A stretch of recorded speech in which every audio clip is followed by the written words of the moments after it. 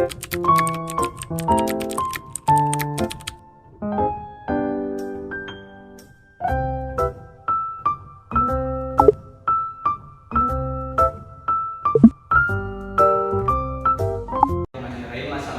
warahmatullahi wabarakatuh. Di sini kami kelompok 5 akan menjelaskan materi tentang tanda pisah, tanda tanya, tanda seru, dan tanda elipsis. Di sini yang beranggotakan saya sendiri, Luki Rizky Amanda sebagai moderator. Saya Tiara Adila. Saya Desi Wulandari. Saya Dwi Puspita Sari. Saya Rasana. Dilanjutkan dengan pemaparan materi pertama. Ini saya akan menjelaskan tentang tanda pisah. Tanda pisah dapat digunakan untuk mengapit keterangan atau penjelasan yang bukan bagian utama kalimat. Misalnya itu, kemerdekaan bangsa itu, tanda pisah, saya yakin akan tercapai. Tanda pisah diperjuangkan oleh bangsa itu sendiri.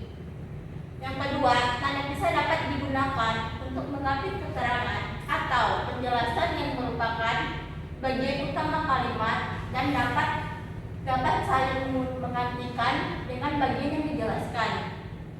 Misalnya itu, Soekarno Hatta, tanda pisah, proklamator kemerdekaan RI, tanda pisah diabadikan menjadi nama jalan di beberapa kota di Indonesia. Yang ketiga, tanda pisah digunakan di antara dua bilangan, tanggal, hari, bulan, tahun, atau tempat yang berarti sampai dengan atau sampai ke. Misalnya itu tahun 2019 sampai 2022. Makasih. Yang kedua itu ada tanda tanya. Tanda tanya digunakan di akhir kalimat tanya dengan contoh kapan Hari Pendidikan Nasional diperingati. Terus tanda tanya digunakan dalam tanda suruh untuk menyatakan bagian kalimat yang diragukan atau yang kurang dapat dibuktikan kebenarannya. Seperti contoh, Monumen Nasional mulai dibangun pada tahun 1961.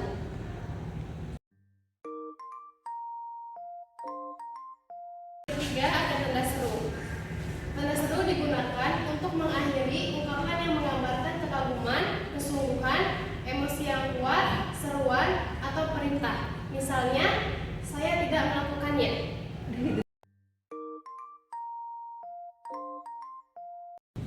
Selanjutnya ada tanda elipsis.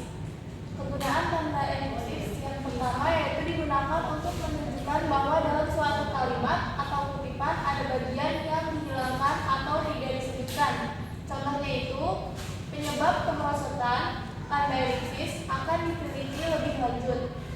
Kemudian tanda elipsis yang kedua itu digunakan untuk menulis ujaran yang tidak selesai dalam dialog.